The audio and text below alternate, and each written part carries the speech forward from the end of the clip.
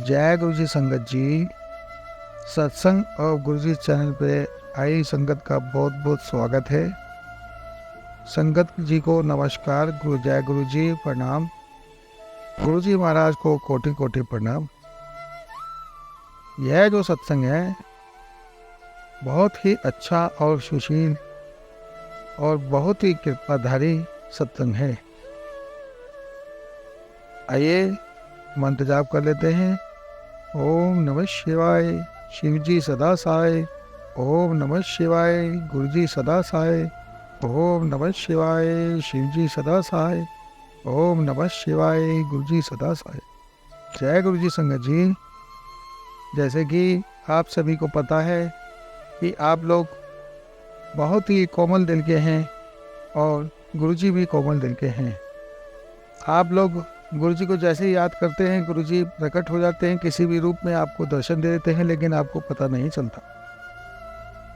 गुरु जी महाराज इसी तरीके से एक सत्संग में आके बैठे हुए थे, किसी को पता नहीं चला और सब एक दूसरे से कान में कह रहे हैं प्रेगनेंस आ रही है, प्रेगनेंस आ रही है। गुरु जी आसपास में ही हैं। ये नहीं पता था कि गुरु जी साथ में ही बैठे हुए हैं। यह सत्संग 2014 का है, उर्मिला आंटी जी के यहाँ का, जो कि रजोकड़ी में स्थित हैं। उन्होंने बताया कि गुरु जी से जिस प्रकार से मैं 2004 में 5 में मिलती थी, गुरु जी ने उसी प्रकार से आज यह सत्संग में आके बता दिया कि मैं सभी 33 करोड़ देवी देवताओं के साथ आया हुआ हूँ। कुछ मंदिर में हैं, कुछ भगवान तुम्हारी धरती पे तुम्हारे घर में हैं। जब यह चीज़ आंटी जी ने बताई, आंटी जी अचंभित हो गई थी उस समय, बताते हुए भी कि उनके मुंह से यह सच्चाई कैसे निकल गई, और गुरु जी के बारे में बता दिया। और वह भी पता चला कि गुरु जी किस तरीके से कहाँ बैठे हुए थे। गुरु जी अपनी गद्दी पे ही विराजमान थे। गुरु जी ने कहा एक संगत को घर चली जा, जा तेरा बेटा गिरने वाला है। वह ध्यान लगा के बैठी हुई थी और वह उठ के चल दी और उन्होंने कहा कि मैं जाती हूँ। आंटी ने पूछा क्या हुआ? कुछ नहीं, मैं अभी घर से होके आती हूँ। वैसे ही जैसे वो घर पे जाके दरवाज़ा खोल के हटी हैं और वह बैठी, वहाँ जाके देखा कि उनका बेटा रूम में नहीं है।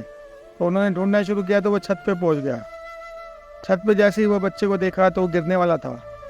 उन्होंने गुरु जी का शुक्राना किया और बताया सत्संग में आके बाद में कि क्या हुआ क्या नहीं हुआ। पहले आंटी ने पूछा सब ठीक है?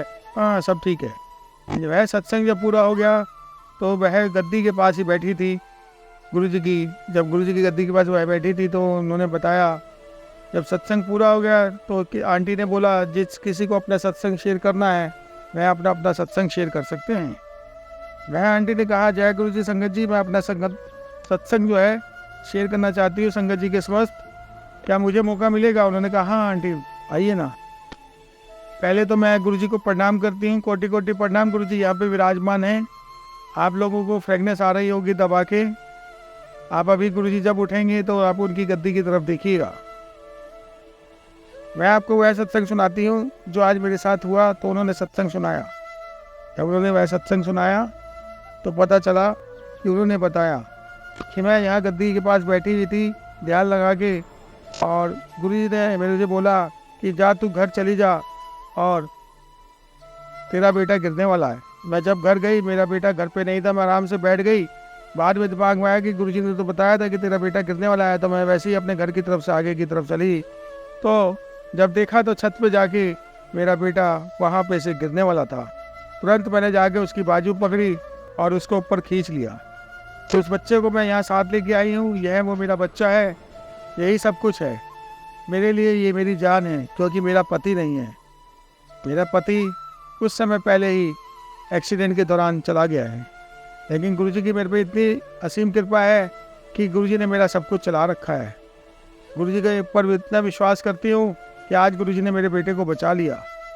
और गुरु जी ने एक पैकेट भिजवाया कुछ दिन पहले। वह पैकेट मुझे नहीं समझ में आया कहाँ से आया। मैंने देखा भी जब खोल के तो उसके अंदर तकरीबन तकरीबन 10 लाख रुपए थे। मैं घबरा गई। आज यह सत्संग में मैं बोल रही हूँ और शुक्राना कर रही हूँ दिल्ली से कि दिल में ही मैं गुरुजी को बोलती रही, दिल्ली से मुबारक हो गुरुजी, यह पैसा आपने ही भिजवाया है, मुझे पता है, यह आपकी ही कृपा है।